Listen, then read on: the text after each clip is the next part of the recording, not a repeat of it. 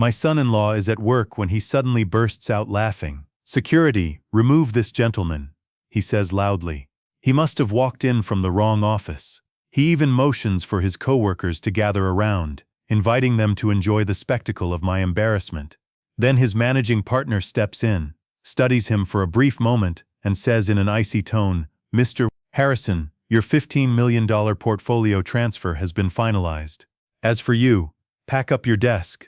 In seconds, my son-in-law's smug confidence collapses into professional self-destruction, and that was only the start. Before we go further, subscribe to A Father's Wrath, and tell me in the comments which city in Canada you're watching from. Cold November rain pounded against the windshield of my Subaru as I pulled up along the curb outside Thomas and Rebecca's place in Oakville. His Mercedes GLE rested in the driveway like a king on display, gleaming arrogantly despite the downpour. I'd driven in from my small apartment in Burlington, a quiet one-bedroom overlooking the lake. Nothing fancy, just peaceful, and enough for me. Through the front window, I noticed movement. My grandson Jacob, 8 years old, had his face pressed to the glass, waving excitedly. Moments later, his sister Emma, 10, joined him at the window. I waved back, but something tugged at me. Jacob's jacket looked too light for November, and Emma's shoes were scuffed thin at the toes. Thomas opened the door before I could knock. He stood there in a perfectly tailored suit, already home from the office, yet still dressed like he was mid-negotiation. "Robert, you're early. Must not have hit much traffic." "It wasn't bad," I replied, stepping inside and brushing rain off my coat. "Let me get that." He reached for it, though his eyes were already sweeping over what I wore: jeans, a flannel shirt, and work boots I'd had for 15 years. "Rebecca's just finishing dinner. You can wait in the living room." The house carried the scent of roasted chicken mixed with something sharp and artificial, probably one of those overpriced candles. Nearly everything inside felt unnecessarily expensive. The furniture followed that intentional modern trend, more stylish than comfortable. Abstract paintings hung on the walls, the kind I doubted Rebecca would have picked on her own. She came out from the kitchen, drying her hands with a towel. My daughter, only 34, yet somehow older in her expression, dark circles shadowing her tired eyes. "Dad, you're here." She hugged me briefly before stepping aside as Thomas took his place beside her, as if claiming his position. "United, like always. Wouldn't miss it for the world, sweetheart." We gathered around the table, and despite me being the elder in the room, Thomas claimed the head seat without hesitation. The kids sat opposite me, unusually silent, carrying that careful stillness children develop when they're used to measuring every word. Thomas poured himself a glass of wine, and didn't bother offering me one. "So Robert, how's retired life?" he asked. "Must feel odd after spending all those years at the mill." "For 42 years I owned and ran Harrison Timber Processing. Started it from nothing back in 1981, sold it a year and a half ago for $31 million. But Thomas preferred the simplified version of my story. It made him more comfortable. "It's fine," I said evenly. He shook his head. "I couldn't do it. A man needs direction." He sliced into his steak with surgical neatness. "Speaking of direction, did you notice the Mercedes in the driveway? GLA 450. I picked it up last week. At Thornhill Capital, there's a certain standard to maintain." Rebecca forced a small smile into her wine glass. "That's quite a purchase," I replied calmly. "Purchase?" he smirked. No, an investment. You get that, Robert? You've been in business. Sometimes you have to spend big to earn big. Not everyone understands that." His eyes drifted deliberately to my flannel shirt. Emma started telling me about her week, but Thomas cut across her mid-sentence. "The GLE runs a twin-turbo inline-six, 0 to 100 in 5.9 seconds, though I suppose that doesn't mean much when you're driving a Subaru." "It gets me where I need to be," I answered. "Reliable, practical," he repeated slowly, as if labeling a condition. Dinner carried on the same way, every conversation subtly turning into a measure of value and status. And when Jacob finally gathered the courage to ask me about our old fishing trips, Thomas interrupted before I could respond. "Robert doesn't really have time for hobbies these days," Thomas said smoothly. "Retirement isn't cheap, is it? Fixed income and all that. Every dollar counts." I noticed Rebecca top off his wine before the glass was even close to empty. Instinctive. She had memorized his timing. This wasn't the daughter who once debated philosophy with me over morning coffee, who challenged every assumption, who dreamed of studying environmental science. That girl had slowly faded after meeting Thomas at university, reshaped, little by little, into someone quieter. Actually, I began carefully. I was thinking about Jacob's hockey. Rebecca mentioned the fees went up this year. Jacob's head lifted instantly, hope written all over his face. I'd be glad to cover registration, I continued. Maybe help with new gear if he needs it. Thomas placed his fork down with controlled precision. We take care of our children, Robert. We don't accept handouts. It's not a handout, it's from their grandfather. We don't require charity from someone living in a one-bedroom apartment on a pension. His tone sharpened. This discussion is finished. Rebecca's fork froze midway to her lips before she resumed eating. No protest. No interruption.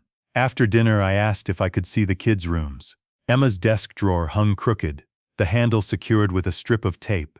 In Jacob's closet, his winter boots lay discarded, the soles peeling away from the leather. Yet as I passed the master bedroom, the half-open door revealed a California king bed dressed in flawless white linens, tags still attached, swaying from the edge of the duvet. $1,200. The number was clear from the hallway. Emma tugged at my sleeve. Grandpa, do you like Dad's new car? It's very nice, sweetheart. Dad says we might get new winter coats next month, after his bonus. She pulled lightly at the sleeve of her thin jacket. These still fit, though. I found Thomas in the living room, absorbed in his phone. Thank you for dinner, I said evenly. I'll call next week to arrange another visit. Rebecca will inform you when we're available, he replied without looking up. We're busy people. He didn't bother lifting his eyes from his phone. Not everyone has unlimited free time. Thomas, I'd like to see my grandchildren more often. We'll see. Good night, Robert. He turned his back, signaling the end of it. The drive to Burlington took half an hour, rain glossing the streets under the headlights. My apartment welcomed me the way it always did. Quiet, orderly, small, yes, but intentional, everything where it belonged. I put the kettle on, made a cup of tea, and sat down at my desk. My banking app took its time loading. When the number finally appeared, it read 28,347,234.67. I sold Harrison Timber a year and a half ago. The mill had been my life's work, 42 years of dawn starts, tight margins, and strategic gambles. A forestry conglomerate bought it outright. Cash transaction. Clean. No one in my family knew the true figure. Rebecca probably guessed I'd walked away with $1 million at most. Thomas likely assumed even less. I shut the laptop and studied the framed photograph hanging beside my desk. Opening day 1981. I was 32, standing next to the first processing line I'd engineered myself, my father's watch fastened around my wrist. I had built something tangible, something solid. Now they mistook restraint for weakness. Thomas saw a modest apartment and translated it into failure. Rebecca had stopped asking about my finances years ago. I opened a new document, Family Observations, November 2024. I began typing, children's clothing condition, luxury bedroom expenditures, Thomas's spending habits, timing of the Mercedes purchase. Tomorrow, I decided, I would observe more closely, not emotionally. Emotion distorts judgment, with precision. The same discipline I'd applied to market forecasts and supplier negotiations for 4 decades. Thomas had made an error in calculation. He believed I was done, harmless, irrelevant. I saved the file, secured it in a password-protected folder, and went to bed. 3 days later, morning light stretched across my laptop screen. The coffee at my elbow had long since turned cold. I'd been researching private investigators across the Greater Toronto Area since 6 a.m. I spent the morning combing through reviews, verifying licenses, and checking complaint registries. Eventually, I reduced the list to 3 names. The first 2 didn't sit right. One seemed overly aggressive, the other overpriced and theatrical. The third, Dennis Kowalski, agreed to meet that same afternoon at a cafe in Mississauga. He showed up exactly on time. Mid-50s, graying hair, clothes are tidy but unremarkable. He ordered a black coffee, sat down, and got straight to it. You mentioned this involves family. It does. I need information on my son-in-law. His behavior shifted. My daughter isn't herself anymore. I'm looking for facts. What specifically concerns you? He's living beyond what makes sense, flashing money while his kids wear worn-out clothes. Either there's undisclosed income or concealed debt. Kowalski pulled a small notebook from his jacket pocket. 2 weeks, full surveillance and background investigation. $4,500. I'll need his work schedule, vehicle information, and employer details. I had everything ready, typed and organized the night before. Thomas's office hours at Thornhill Capital Management, the Mercedes license plate, his daily patterns. I slid the sheet across the table. Half now, I said. Half upon completion. I want daily updates. No written material until the final report. Deposit in cash, he replied evenly. I handed him an envelope with $2,500 inside. We shook hands. He left first. The days moved slowly after that.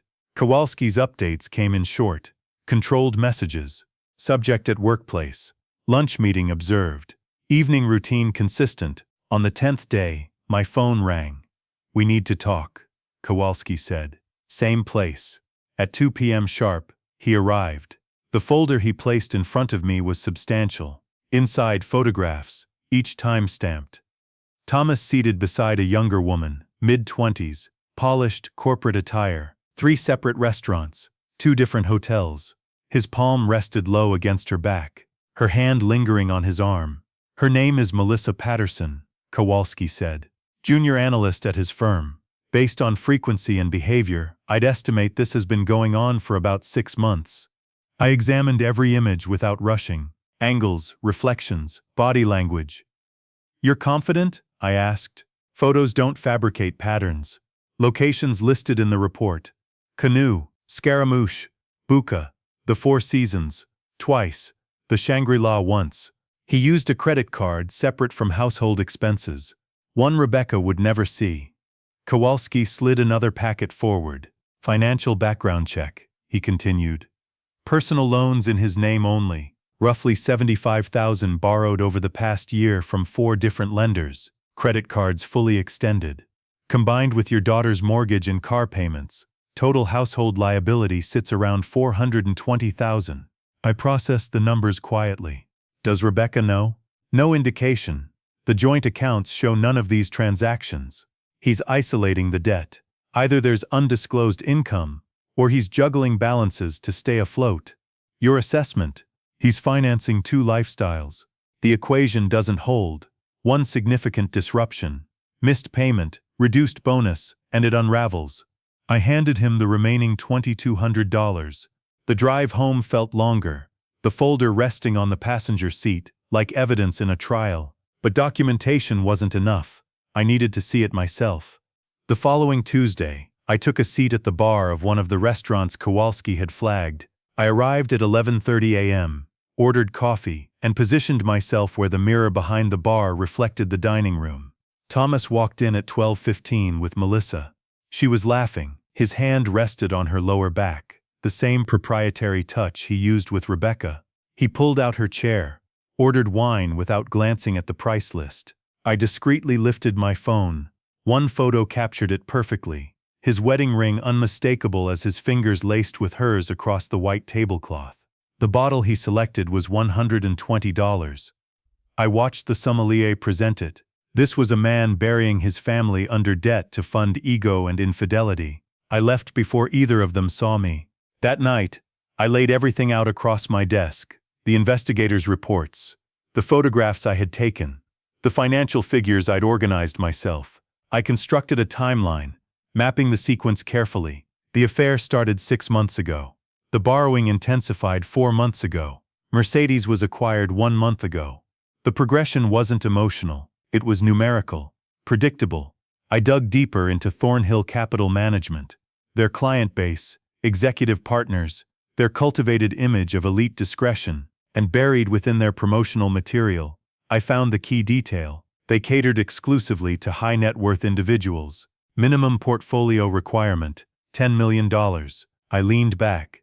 What if a prospective client wanted to shift a significant portfolio under strict confidentiality? What if that client required direct oversight from senior leadership? What if that client was me? I began composing an email to Gregory Thornhill, the firm's founding partner. The tone was polished, direct.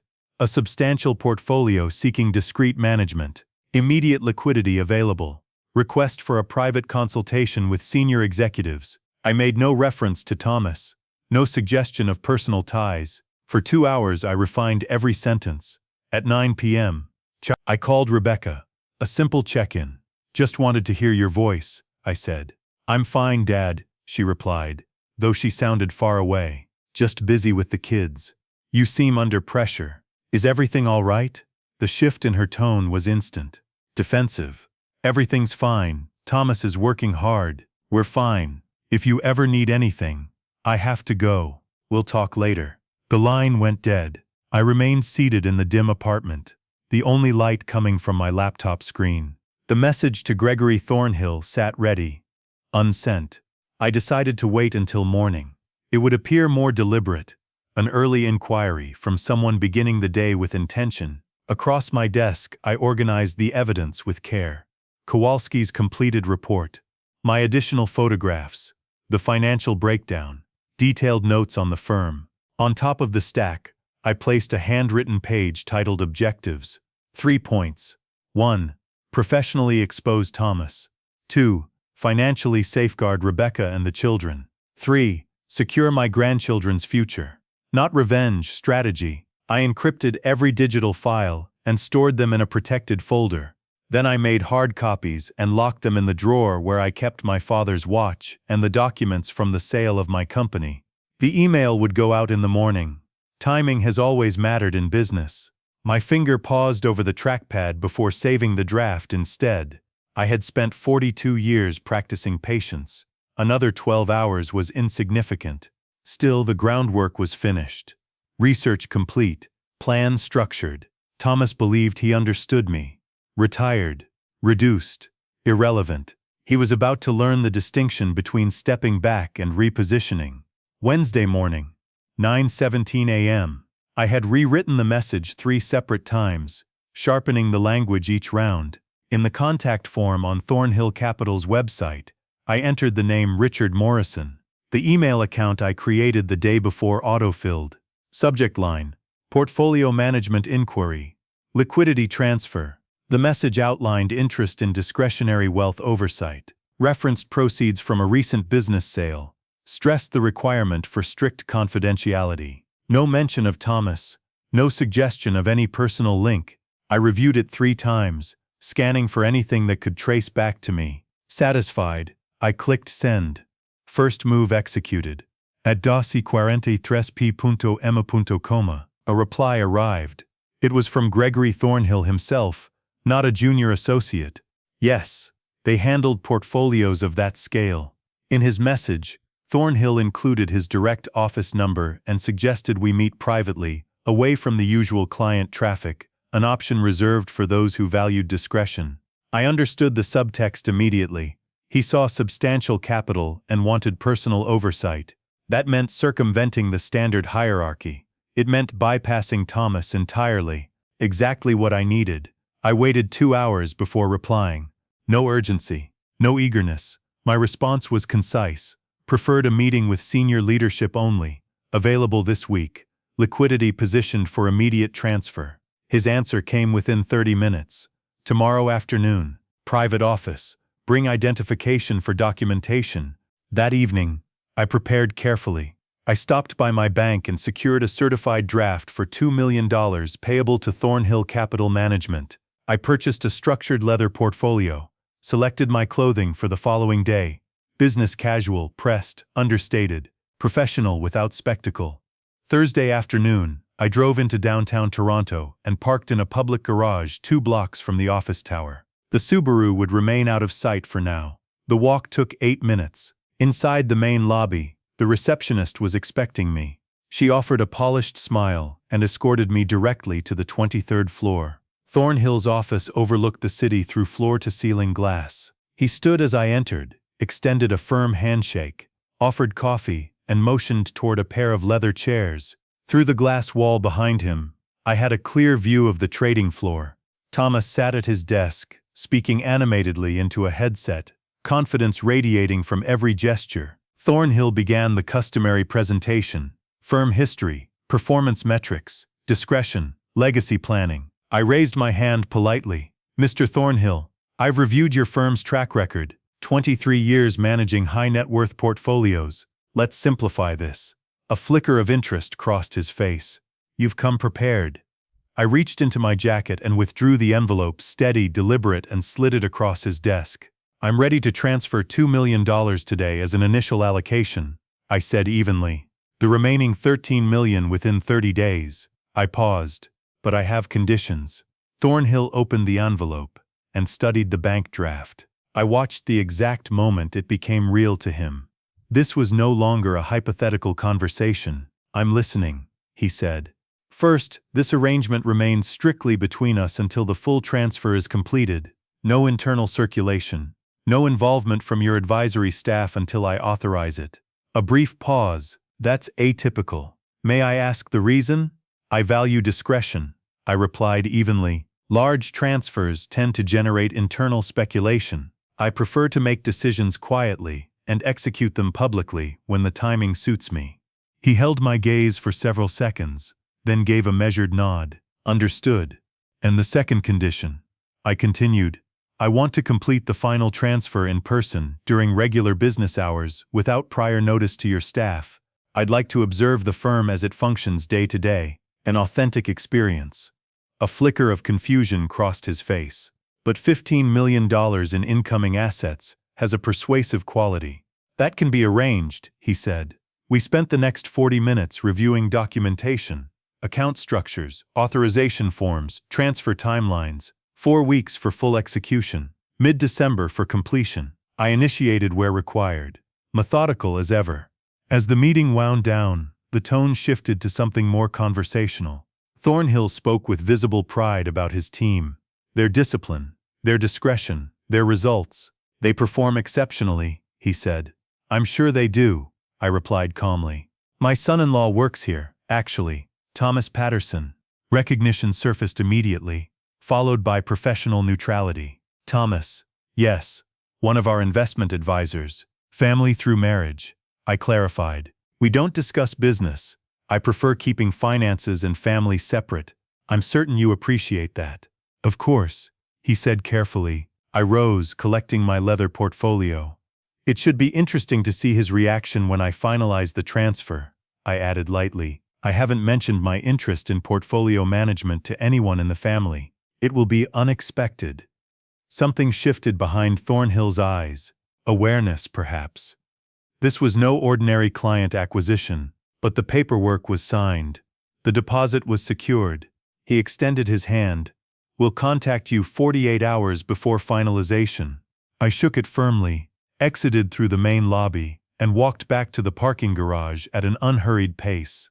It wasn't until I was alone in the Subaru that I let the tightness leave my shoulders. 4 weeks. 4 weeks until Thomas realized his father-in-law wasn't some fragile retiree scraping by. 4 weeks until reality corrected his assumptions. The call came Thursday morning at 10:12. Gregory Thornhill's voice carried its usual polish. "Mr. Morrison, your transfer has cleared. When would you like to complete the final documentation?" I checked the clock. "I'll be there within the hour." "Perfect. We'll have everything ready." After ending the call, I prepared with intention. I removed my proper watch and replaced it with an inexpensive digital one. I chose my oldest jeans, a faded work jacket, boots worn at the edges. I studied my reflection. Modest, unremarkable, exactly the image Thomas believed defined me. Exactly the contrast that would make this effective. The drive into downtown Toronto took 40 minutes. This time, I didn't park 2 blocks away. I pulled the Subaru into visitor parking directly near the entrance, visible. Through the glass facade, I spotted Thomas near the conference area, mid-conversation with clients, hands moving confidently as he spoke. I entered through the main doors. The receptionist looked up with a prepared greeting, but I walked past her toward the elevators without breaking stride. Thomas glanced over mid-sentence. He froze, A clear double take. Confusion flickered first, then irritation, then something closer to embarrassment. The elevator doors opened. I pressed 23. When they parted again, I stepped out and headed straight for Thornhill's office. The adjacent conference room, glass on all sides, was visible across the entire floor. Thornhill stood as I approached. "Mr. Morrison, right on schedule. Let's complete the formalities." He guided me into the conference room. Thomas had followed. He stopped just outside the doorway, watching. Thornhill arranged the documents neatly across the table. $15 million portfolio transfer. All paperwork prepared. "If you would review and sign here." Thomas's complexion drained visibly. Thornhill continued smoothly, his tone carrying just enough to travel across the glass walls. "Your assets will be placed under our Platinum Tier designation. Direct access to senior partners. Quarterly strategic reviews." I signed where indicated. One document after another. Thomas moved closer.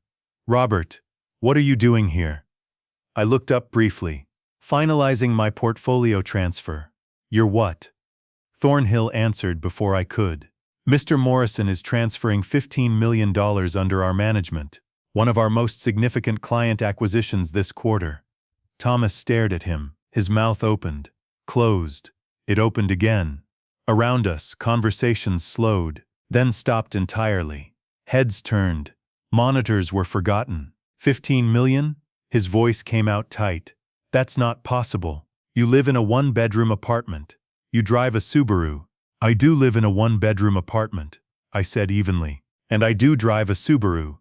Neither detail has any correlation with my net worth." Out of the corner of my eye, I saw Thornhill studying the interaction, calculating.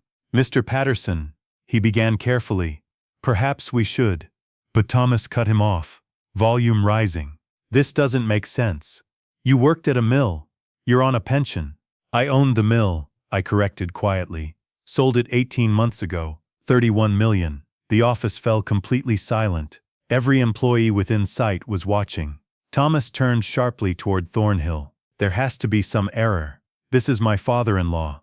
"He is," Thornhill replied coolly, "one of our most valued clients." Thomas stood frozen. "And you," Thornhill added, voice hardening, "are currently interrupting a confidential account finalization." I continued signing, my hands steady, deliberate. Thomas's expression shifted rapidly, shock giving way to disbelief, then something sharper. Calculation. "Robert, we need to talk," he said quickly. "These are family matters. We should discuss this. I could help oversee the portfolio." "No," I replied, "but I'm family. I can advise you." "You've offered me ample advice already, Thomas. About my apartment, my car, my supposed fixed income. I'm not seeking further consultation." Thornhill's posture stiffened. The dynamic was becoming clearer to him by the second. Thomas adjusted tactics. His voice softened, almost coaxing. "Think about Rebecca, about the kids. We could benefit from this." I placed the pen down and met his eyes. "The children need proper winter coats," I said evenly. "Rebecca needs a husband who doesn't purchase a $95,000 vehicle while his daughter's shoes are worn through at the toes. Those improvements would carry more value than your financial input." A quiet cough echoed somewhere behind the glass. The silence was suffocating. Color flooded Thomas's face. "You don't have the right." "I have every right," I interrupted quietly. "I'm their grandfather, and I'm finished watching you choose images over their necessities." I turned back to Thornhill. "Are we complete?" "One final signature." He slid the last page forward. I signed, dated it. I returned it. Thornhill collected the documents carefully. "Welcome to Thornhill Capital, Mr. Morrison. We'll arrange your first quarterly review in March." He stood and extended his hand. I shook it. Then he shifted his gaze to Thomas. "My office." Now, Thomas's expression shifted again, this time to something unmistakable. Fear. I collected my leather portfolio and walked toward the elevators without turning around. Behind me, Thornhill's voice carried across the floor, measured, clinical. "Mr. Patterson, your employment is terminated, effective immediately. Human Resources will contact you regarding your final compensation." The elevator doors slid shut on Thomas's pale, stunned face. In the parking garage, I sat inside the Subaru for a full 3 minutes, hands resting on the steering wheel, letting the moment settle. Then I drove to Rebecca's house. The Mercedes was still in the driveway, for now. Rebecca opened the door, confusion already forming. "Dad, what are you doing here? It's Thursday. We need to talk, sweetheart. May I come in?" She stepped aside. I walked to the kitchen table and sat down. "Thomas will be home soon," she said carefully. "He got a call from work." He sounded upset.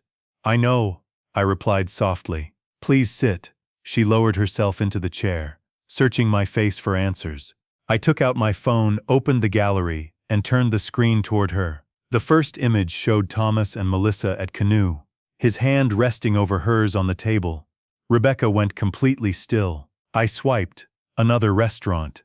His arm draped around Melissa's shoulders. "How long?" she whispered. "About 6 months. Her name is Melissa Patterson. She works at his firm." Another swipe. Hotel entrance. Timestamp visible. Rebecca's hands began to tremble. She pulled the phone closer and started scrolling through the images herself. "I hired an investigator," I said quietly. "I'm sorry, but you needed the truth. You spied on my husband. I documented his behavior. There's a difference." She looked up at me, eyes filling. "Why? Why would you do this?" "Because you're my daughter. Because those children deserve stability. Because I've watched you fade piece by piece for 3 years. I couldn't keep pretending not to see it." I removed the financial documents from my portfolio and placed them on the table. "He's taken out $75,000 in personal loans without your knowledge, credit lines you've never seen. Your household debt stands at roughly $420,000. While he's been spending on her, he's been telling you winter coats could wait." Rebecca stared at the pages, numbers, account summaries, unfamiliar lenders. "This morning," I continued evenly, "I finalized a $15 million portfolio transfer to his firm. He learned about it in front of the entire office. He was terminated." Her head snapped up. "You did what?" "I didn't get him fired. His choices did that. I simply stopped allowing him to believe I was powerless." "You've had money this whole time?" "I sold my company 18 months ago, 31 million. I've chosen to live modestly." Thomas drew his own conclusions. I didn't correct him. Her composure broke. "You let us think you were barely getting by. You let him belittle you." "I needed to understand who he truly was," I said quietly. "And whether you were choosing him or simply surviving him. I needed you to see clearly." Rebecca pushed back her chair and stood abruptly. She began pacing the kitchen, running both hands through her hair. "This is too much. I can't even think straight." The front door opened. Thomas stepped inside, carrying a cardboard box. His tie loosened, face still flushed from whatever conversation had just ended his employment. He saw me and stopped cold. "You," he said, voice unsteady. "You ruined my career." "No," I answered evenly. "You ruined your career. I simply removed the illusion." He turned sharply to Rebecca. "Did he tell you? Did he explain what he did?" "He showed me the photographs," she replied, her voice quiet but steady. "You and Melissa." The color drained from his face. "That's not. Those are out of context." 6 months, Rebecca said. 6 months, while we were tight on money, while the kids needed coats, while you bought a $95,000 car. "I can explain." "Get out," she said. Thomas blinked. "What? Leave. This is my house." "It's our house," she corrected. "And I want you gone. Now." He looked at me, then back at her. "You're choosing him over your husband, after what he did to me?" "I'm choosing truth over deception," she replied. "I'm choosing my children over your ego. Leave." For a moment he stood there, frozen between pride and reality. Then he grabbed his car keys from the counter and walked out without another word. The Mercedes engine ignited loudly in the driveway. Tires scraped as he reversed too quickly and sped down the street. Rebecca collapsed into a chair and covered her face with her hands. I walked around the table and placed a steady hand on her shoulder. "I know this feels unbearable," I said softly. "But you and the children will be all right. I promise." She looked up at me, tears streaking her face. How are we supposed to be all right?" "Because you are stronger than you remember," I said. "And because I'm here." Not to control your life, not to take over, but to stand beside you while you rebuild. She cried for a long time. I stayed right there with her. Eventually, she wiped her face and took a steady breath. The kids will be home in an hour. What do we tell them? The truth, I said gently, but in a way they can carry. That their father made serious mistakes, that grown-ups sometimes fail, and that Grandpa is helping while we sort things out. She nodded slowly. That feels right. Then she looked at me again, really looked at me. You actually have $31 million? I do. And you chose to live in that tiny apartment? Yes. I paused. After your mother passed, I realized possessions don't mean much. People do. Purpose does. Money is a tool, nothing more. She exhaled shakily. I don't even know what I'm supposed to feel. You don't need to decide that today, I told her. Just remember, you're not facing this alone. 6 weeks later, I sat quietly in a courtroom in Milton. Rebecca sat at the petitioner's table beside her attorney, Amanda Chen. Across the aisle, Thomas wore a suit that didn't quite fit, seated next to a court-appointed representative. He had attempted to retain private counsel. The retainer alone had been beyond his reach. The proceedings had moved swiftly. The documentation was conclusive. Adultery, concealed liabilities, undisclosed borrowing. The presiding judge, Justice Morrison, reviewed the case file. This matter is unusually direct given the circumstances, she observed. Amanda rose. Your Honor, my client seeks primary custody, appropriate child support based on the respondent's current earnings, and an equitable division of marital assets, excluding debts accrued without her knowledge. Thomas's representative stood. Your Honor, my client requests shared custody and contests the proposed asset allocation. The judge regarded him coolly. On what basis? There has been significant external financial influence from the maternal grandfather which has… Justice Morrison lifted her hand, stopping him mid-sentence. Unless you can establish that Mr. Robert Harrison's financial assistance constitutes marital property, his involvement has no bearing on these proceedings. She returned to the documents. Primary custody is awarded to the petitioner, Rebecca Patterson. The respondent is granted standard visitation. I considered the question carefully. Yes, I said. I asked myself that more than once. Rebecca studied my face, searching for something, regret maybe, or justification. I didn't set it up to embarrass him, I continued. I set it up to make the truth unavoidable. There's a difference. If I'd confronted him privately, he would have denied everything. If I'd warned you gently, you would have defended him. That office meeting wasn't about spectacle, it was about clarity. She nodded slowly. It felt dramatic. It was, I admitted. But sometimes the quiet approach only protects the person causing the damage. She wrapped her hands around her mug. I keep thinking, if you hadn't done that, I might still be there, making excuses, covering bills, pretending. You would, I said gently. Because you're loyal. That's a strength. It just needs boundaries. She gave a small, thoughtful smile. I'm learning that. From the living room came the sound of Emma laughing. Jacob protested dramatically about something unfair. Normal sibling noise. Safe noise. I don't hate him, Rebecca said after a moment. I'm hurt. I'm disappointed. But I don't want the kids to grow up angry. Then don't teach them anger, I said. Teach them standards. Teach them that love doesn't mean tolerating irresponsibility. Teach them that character matters more than appearances. She reached across the table and squeezed my hand. You really were watching the whole time, weren't you? I was waiting, I corrected softly. There's a difference. You can't rescue someone who doesn't see they're drowning. Her eyes filled, but she didn't cry this time. These weren't helpless tears. These were understanding tears. I'm proud of you, I said. For getting divorced? For choosing peace over pride. For choosing stability over status. For choosing your children over your image. She let that sit between us. Later, driving back to my apartment, I thought about her question again. Did I go too far? 3 months ago, that house felt tense. Now it felt light. 3 months ago, the children wore coats that didn't fit. Now they wore ones their mother bought with her own paycheck. 3 months ago, Rebecca doubted herself. Now she was restoring watersheds and rebuilding her confidence one project at a time. No, I hadn't gone too far. I had gone far enough. Sometimes protecting your family doesn't look gentle. It looks firm. It looks inconvenient. It looks like being misunderstood for a while. But if the result is safety, dignity, and a chance to rebuild, then it isn't revenge. It's my responsibility. Yes, I said slowly. Sometimes I wonder if I could have handled it differently. But Thomas needed to face consequences publicly. A private conversation wouldn't have changed anything. It would have given him space to spin the story. Rebecca lowered her gaze. It was humiliating for him. It was, I admitted, and that part troubles me.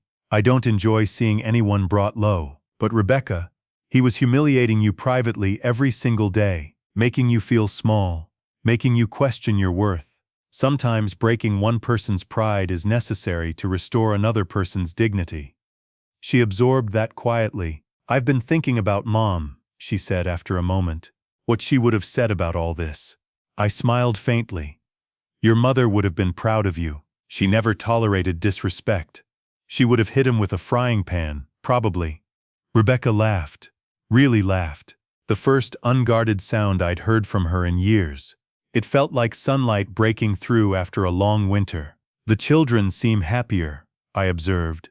They are, she said. They miss Thomas, but they're lighter, less tense. They don't walk on eggshells anymore. That tells you everything you need to know. She hesitated. Dad, can I ask you something? Always. The $15 million at Thornhill Capital. Was that real, or was it just for show? It's real, I said. Properly invested. Diversified portfolio. Quarterly reviews. Why keep it there? After everything? Because Gregory Thornhill runs a competent firm, and Thomas no longer works there. Why should his mistakes dictate my financial decisions? She smiled. That's very practical of you. I'm a practical man. Always have been. Later, driving home to Burlington, I replayed the past 4 months in my mind. The investigation, the confrontation, the courtroom, the rebuilding. Had I gone too far? Maybe. Could I have handled it with more grace? Maybe. But Rebecca was free. The children were safe. And Thomas was finally facing the consequences of his own decisions. Sometimes justice resembles revenge. Sometimes it feels like revenge. The difference lies in intention. My intention was never destruction. It was protection. The method was exposure. And that is something I can live with. Back at my apartment, I opened my laptop and reviewed my accounts. $28 million and growing, carefully managed, more than I would ever personally need. I opened a new document and typed Education Trust Fund, Jacob and Emma Harrison. Then I began outlining trust structures, tax considerations, and allowable education expenses. The money itself wasn't the point, but it was a tool, a powerful one. And I intended to use it to build, not to break. Just before bed, my phone buzzed. A message from Rebecca. Thank you for being patient with me. Thank you for not giving up. I love you, Dad. I typed back. I love you too, sweetheart. Always. I set the phone down and smiled into the quiet darkness. Not victorious, not triumphant, just at peace. And sometimes, that's the greatest return of all. Justice served. Family restored. Future secured. Task complete. If this story resonated with you, consider subscribing to A Father's Wrath and turning on the notification bell so you never miss an episode. Every week we share powerful stories about justice, redemption, betrayal, and the strength it takes to protect the people you love. Drop a comment below. Where are you watching from? And have you ever faced a moment where protection required difficult choices? Your story might inspire someone else who's walking a similar path. Thank you for reading. Stay sharp, stay strong, and never be afraid to stand for what's right.